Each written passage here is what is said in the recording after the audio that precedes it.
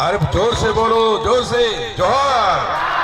Yes, यहाँ से आवाज हमारी पूरी दिल्ली और पूरे हिंदुस्तान नहीं पूरे विश्व में जाना चाहिए। ये जोहार में बहुत दम है, ये हमारे झारखंड और हजारीबाग बड़का गांव में दम है, ऐसा लगना चाहिए। एक बार फिर से बोलो जोहार। आप इस कंट्री के, इस देश के भविष्य हैं। आप जितना उत्साहित रहेंगे, जितने भी गार्जियन आपके यहाँ बैठे हैं, हम लोग बैठे हैं, सबका आशीर्वाद आपके साथ है, तो ये क्षेत्र जो है हमारा अव्वल होगा। गर्व के साथ मैं कहता हूं, जब पूरी दुनिया में जाता हूं, कहीं भी जाता हूं, कहता हूं कि झारखंड एक राज्य है हिंदुस्तान का, उसमें एक हजारीबाग डिस्ट्रिक्ट है, उसमें एक बड़का गांव ब्लॉक है और वहां एक लंगातू गांव है। मैं वहीं का रहने वाला हूं और मैं गर्व के साथ कहता हूं, मैं सही हिंदुस्तानी हूं। जिस माटी ने मुझे आज सक्सेस गुरु बनाया, आज उस माटी को प्रणाम करता हूं। मैं आज इस माटी को मैं प्रणाम करता हूं कि इसी जगह से निकल कर गया। और मैं गर्व से कहता हूं हमेशा कि दुनिया के किसी कोने में जैसे मैं करने कहा जब जाता हूं, तो गर्व से कहता हूं मैं उस माटी का कर्जदार हूं जिसने मुझे इस काबिल बनाया। आज उसी को सींचने का इरादा है। पूरी जब इंसान एक लायक बच्चा बनता है तो क्या करता है? जाता है, कमाता है, बाहर में अपनी जगह बनाता है और आके सबसे पहले अपना घर बनाता है, अपने परिवार को संभालता है। आज ये घर मेरा झारखंड है, हजारीबाग है, पूरा बड़का गांव है और इस घर को संभालने का मैंने बीड़ा उठाया है कि हमें अपने घर को आबाद इंटरनेशनल मैप पे लेके जाना है। ऐसे हमारा इरादा है और इस इरादे को पूरा करने में सारे हमारे हमउम्र, हमारे बुजुर्गों, हमारे चाचा, हमारे ताऊ, सबका बहुत बड़ा योगदान होगा। और उसमें सबसे बड़ा रोल आप बच्चों का होगा, जिसमें एक सक्सेस गुरु के मिसरा नहीं, हजारों सक्सेस गुरु मिसरा यहाँ से पैदा करना है। ये हमें पूरा करना है। एक धोनी नहीं, हजारों धोनी यहाँ से जाएगा, ऐसा हमें सोचना है इस बार झारखंड से। क्या तैयार है आप? नहीं, मजा नहीं है, और जोर से बोलो, तैयार है? That's good, that's good। एक बार एक किसान जो है शिव जी से बड़ा नाराज था, बहुत ज्यादा। शिव जी जो है, समझ गए ना? शिव जी कौन है? शंकर भगवान। वो सूट नहीं पहनते हमारे जैसे, वो जो है औगड़ जैसा रहते हैं। शिव जी से नाराज हो गया बड़ा किसान और बोला, एक बार मुझे जरा शिव मिल जाए ना तो उसको सिखाता हूं, समझाता हूं कि मैनेजमेंट क्या होता है। उसको डाउट हो गया कि ये औघड़ टाइप का पता नहीं भगवान है, इसको मैनेजमेंट नहीं आता। बोला, ए शिव आओ, मैं सिखाता हूं कि किसानों का मैनेजमेंट कैसे चलाया जाता है। शिव जी आ गए। अब जानते हैं कैसे वेशभूषा में आए होंगे। बोले, तभी तो तुम मैनेजमेंट नहीं चला सकते, तुम ना सूट पहन रखा, ना बूट पहन रखा, ना किसी MBA करके आया है ना? तुम क्या चलाओगे मैनेजमेंट? चलो तुम 6 महीने के लिए मुझे मैनेजमेंट दे दो, मैं दिखाता हूं किसानों का मैनेजमेंट क्या होता है। राइट? शिव जी बोले, चलो बेटा, ओ मस्तू ले लो 6 महीने के लिए। तुम जो है 6 महीने बाद मिले, 6 महीने तक जो है किसान बड़ा खुश हुआ। सारे किसानों को बोला, अब देखो मैनेजमेंट मेरे हाथ में है, मैं दिखाता हूं किसानों का भला कैसे होता है। उन्होंने क्या किया?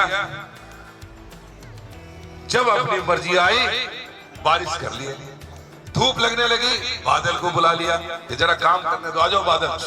बादल आ गया। फिर कहा कि ठीक है चले जाओ। फिर धूप आ गया। जब मन करे बारिश करा ले। बड़ा मजे से उसने मकई की खेती शुरू करी। हमारे यहाँ मकई बहुत होती है ना, मकई की खेती शुरू किया। दाने बोए, सींचना शुरू, बारिश अपने मर्जी से कराई, अपने मर्जी से बादल बुलाए, धूप बुलाए, मकई की खेती शुरू हुई। उसके बाद लहलाता हुआ हमारा मकई का जो है निकलना शुरू हुआ पौधा। मकई का जैसे मूछ निकलता है, दाढ़ी निकलती है ना, बाल निकलता है, निकल गया, बड़े बड़े बाल हो गए। अब बोला, आज किसान अब आने दो, शिव को बताऊंगा कितना बढ़िया मैनेजमेंट में चला रहा हूं जो उसको नहीं आता था। राइट? उसके बाद जब पेपर पे पूरा पेड़ तैयार हो गया, पौधे फूल निकल आए, बाल निकल आए, एक दिन सोचा किसान के चल के देखते हैं कि इसमें दाना कितना मोटा मोटा आया है। एक को तोड़ा, एक बाल देखा, कोई दाना नहीं है। बोले, ये क्या हो गया? चलो एक गलती से रह गया बच्चों, दूसरा तोड़ लेते हैं। दूसरे को तोड़ा, देखा दूसरे में भी दाना नहीं है। फिर तीसरे में नहीं, फिर चौथे में नहीं, फिर 5वें नहीं। वो टेंशन में 100 तोड़ दिया। बोला, लगता है ये शिव जो फिर फ्रॉड कर गया मेरे साथ, लगता है कहीं न कहीं जो है अपने को साबित करने के लिए मेरे सर फ्रॉड कर दिया, इसमें दाना नहीं आने दिया। फिर चिल्लाने लगा, ओ शिव कहाँ हो, आ जाओ, कहाँ हो? तो फिर शिव जी आ गए। बोला बेटा अब क्या है? बोला मुझे बताओ, इतना बढ़िया बढ़िया मेरा मकई का सब कुछ हो गया, इसमें दाना क्यों नहीं आया?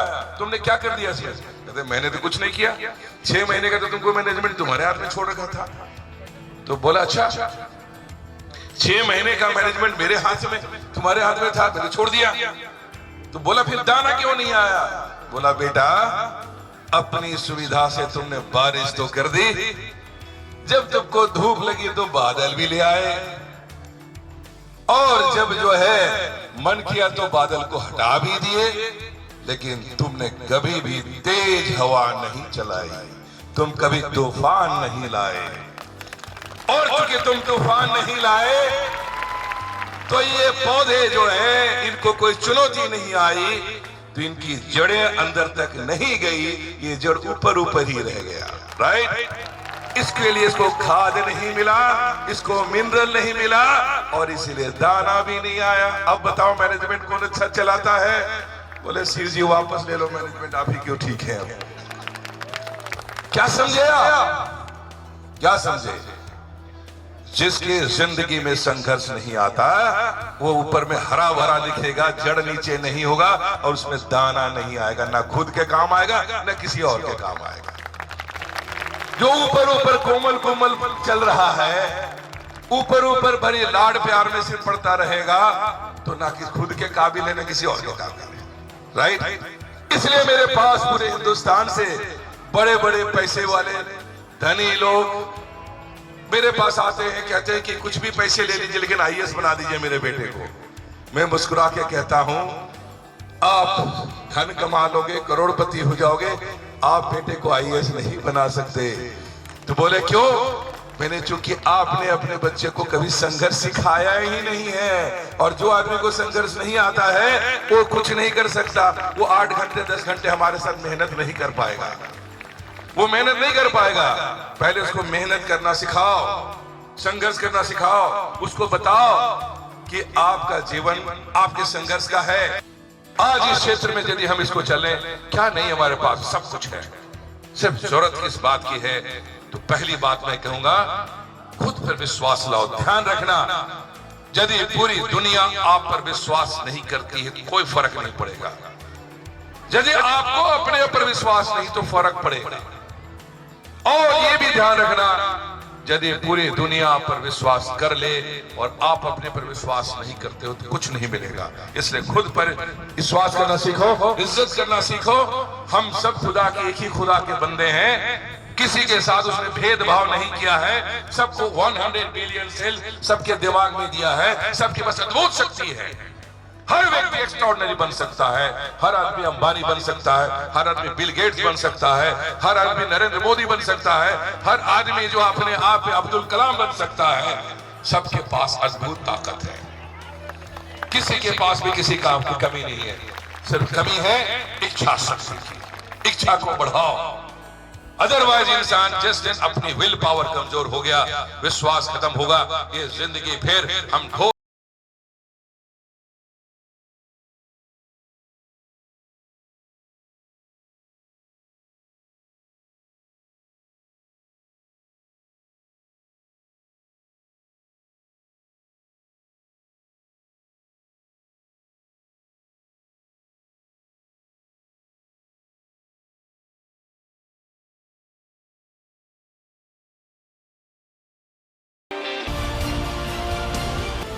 आज मैं दुनिया के किसी कोने में जाता हूं, जब मुझे बुलाया जाता है तो एक ही चीज मांगता हूं कि आप तो मुझे बुला रहे हो, मुझे बताओ मेरे हजारीबाग में आओगे कि नहीं। सब लोग परेशान हो गए हैं मुझसे कि जब बोलो मिश्रा जी को हजारीबाग चलो, हजारीबाग चलो।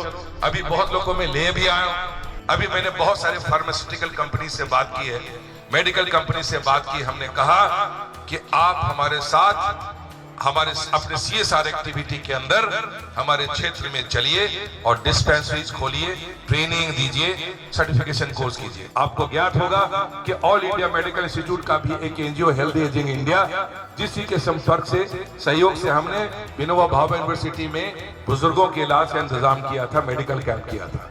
हमारा अनुमान था कि 2,500 लोग आएंगे। खुशी की बात है कि 4,000 से ज्यादा लोग आए।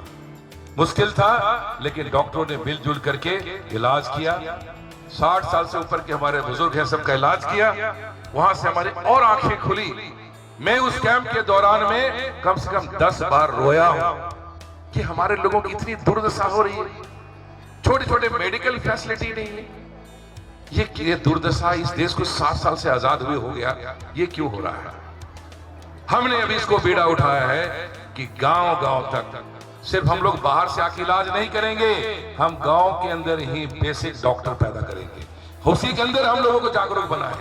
जो हमारे महिलाएं खाली बैठी हुई हैं, वो सीखेंगी कि मेडिकल क्या होता है, ट्रीटमेंट क्या होता है, एक दूसरे का केयर कैसे करते हैं। उससे उनको रोजगार भी मिलेगा। और मेडिकल की सुविधा देते देते जितनी भी बाहर से संस्थाएं आएंगी, हमें यह सीख लेना है कि जगह जगह पर स्वास्थ्य केंद्र है। हमारा योगा सिर्फ विदेश में सिखाने के लिए नहीं है। योगा, हमारा योग जो है घर घर में, गांव तक होना चाहिए। हमारी जो जानकारी स्वास्थ्य के आयुर्वेद बाहर के लिए सिर्फ नहीं है, विदेश में इसकी बहुत कीमत है। पूछते हैं, हमारे लोगों को पता ही नहीं, नेचुरोपैथी का पता ही नहीं। हमारे पास बहुत सारे यूनानी पद्धति, उसके पता ही नहीं। हम जानते नहीं कि स्वस्थ कैसे रहना है। हम सबको मिलकर ये समझना होगा। इसलिए अवेयरनेस कैंप भी होगा, ट्रेनिंग कैंप भी होगा, और जो लोग रोजगार करना चाहते हैं, बिजनेस करना चाहते हैं, उनके लिए बिजनेस भी होगा। आप सबको मिलकर साथ आना पड़ेगा और साथ को बढ़ना है। क्या आप तैयार हैं? तैयार हैं? स्वस्थ शरीर में ही स्वस्थ दिमाग का निवास होता है। मेरे पिताजी ने बार बार मेरे दिमाग में कूट कूट करके भरा है। बोलते थे, अरुण, तुमको जिंदगी में आगे बढ़ना है, स्वस्थ रहना है, दिमाग सही रखना है, तुमको अपने को स्वस्थ रखना पड़ेगा और अपने खेल में भाग लेना होगा। आज भी मुझे याद है, पिताजी वॉलीबॉल में उस साइड से खेलते थे, मैं इधर से खेलता। दोनों बाप बेटे ऑपोजिट से खेलते थे। उसमें के ब्लॉक डेवलपमेंट ऑफिसर थे, बोलते थे, मास्टर साहब अब जानबूझ के अरुण को जिता रहे हैं उसकी टीम को। बोले, मैं भेदभाव नहीं करता, आप खेल सकते हैं तो खेल लीजिए उसको अपोजिट में, मैं साथ बैठ जाता हूँ। जीत सकते हैं तो जीत लीजिए आप, क्योंकि वो जिस तरह से खेल रहा है आप खेलिए, आप लोग सब जो है। तो इस प्रकार का चुनौती लिया करते थे। बाप बेटे में मैच होता था।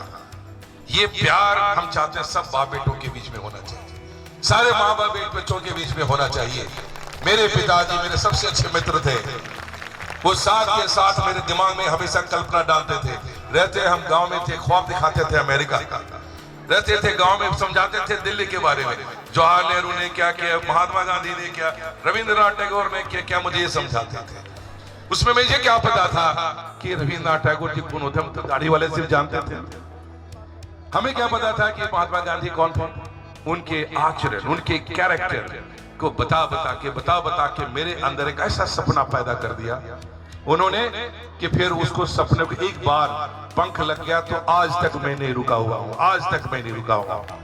मैं चाहता हूं कि इस चीज को आगे हम बढ़ाएं और इसी बीड़ा को आगे चले। तो सबसे पहले खेल की जो चर्चा की है, जैसे मुझे ओलंपिक एसोसिएशन ने बुलाया कि ओलंपिक एसोसिएशन काफी लड़खड़ा रहा है, कुछ हो नहीं रहा है, तो मैंने सुना, लगातार बातचीत करता रहा।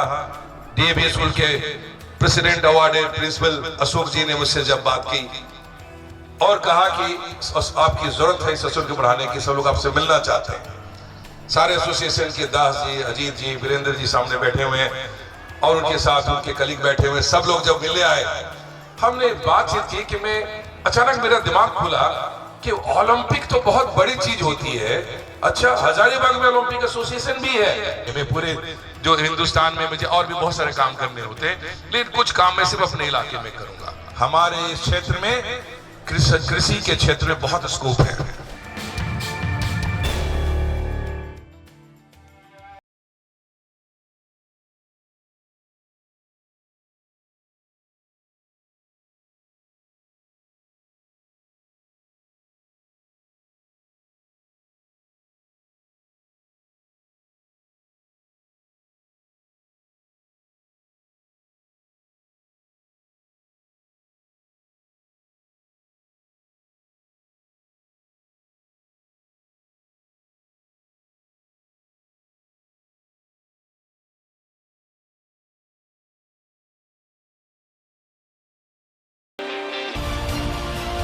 सबसे पहले रोजगार दो तरह के होंगे। जो लोग व्यवसाय कर सकते हैं, जो अपना उद्योग धंधा खड़ा कर सकते हैं, उनके लिए उसकी ट्रेनिंग, जो स्किल कर करके आगे बढ़ना चाहिए उसकी ट्रेनिंग।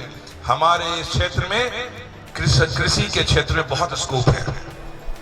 आज लाना भी भूल गया, आप लोग सब तीसी जानते हैं? तीसी किस कौन खाता है? हमारे इलाके में कहते हैं ये गरीबों का खाना है, हमारे इलाके में कहते हैं कि जानवरों को खिलाया जाता है, और पूरे दुनिया में जानते हैं कि ये दिल का इलाज करता है तीसी। पूरी दुनिया में इसको कहा जाता है फ्लैक्सीड। और अभी एक पैकेट में मार्केट से लेके आया था एयरपोर्ट से, जिसमें 100 ग्राम भी तीसी नहीं है, उसका कीमत था 65 रुपया। और उतना तीसी देने के लिए हमें लगेगा 10 रुपया भी नहीं लगेगा। हमारे यहाँ उसकी कीमत होगी 10 रुपये। वो पैकेट बन गया तो फ्लैक्सीड कहलाता है, थोड़ा काला नमक मिलाया और 65 रुपये का हो गया। अब चूंकि हमें जानकारी नहीं है तो हम सब फेंक रहे हैं, बेकार है, क्योंकि किसी ने बताया नहीं, हमने कभी दिमाग लगाया नहीं। अपने जहां से पैसे कमा सकते थे हमारे किसान भाई उसको ऐसे फेंक रहे हैं। हमें इस चीज को ठीक करना होगा। हमारे पास इतनी चीजें हैं, मसाले हैं, हल्दी है, इसकी इतनी कीमत है मार्केट में कि ढंग से इसका ब्रांडिंग कर दिया जाए कि झारखंड के बड़का गांव क्षेत्र की हल्दी। सिर्फ ब्रांडिंग का खेल है दुनिया में आजकल। यहाँ का मिर्च, यहाँ का मसाला और यहाँ का खूबसूरत बढ़िया मीठा मीठा गुड़, बढ़िया बढ़िया पैकेट बना के भेजेंगे तो अमेरिका में भी जाकर के जो हमारा 100 रुपया 50 रुपया का है, वहां जाके उसी कीमत 1000 रुपया हो जाती है। ये हमारे लोग जो युवक हैं, जिनको नौकरी नहीं, कुछ उद्योग धंधे खड़ा करने, उनको सिखाना है। जो लोग व्यापार कर रहे हैं उनको सिखाना है कि आप अपने इलाके से अपने कृषि के उत्पादन को बढ़ाकर, हम जो है गोभी उगाना छोड़ करके ब्रोकली उगाने लग जाएं, तो जो गोभी 5-10 रुपए में बेच रहे हैं उसको 100 रुपए में ब्रोकली बेचने लग जाएंगे। राइट? अरे वही तो गोभी है, जो हरा हो जाता है तो ब्रोकली हो जाता है। कौन सी बात? सफेद हो गया तो गोभी हो गया, हम बदल देंगे, क्या फर्क पड़ता है? राइट? जो चीज हम लोगों को अचार भी बनाना आता है, खाना भी पकाना आता है, सिलाई बुनाई करने भी आता है। हमारे दर्जी भाई एक से एक कलाकार है, बॉम्बे में जाकर के एक्टर्स का ड्रेसेस सी रहे हैं।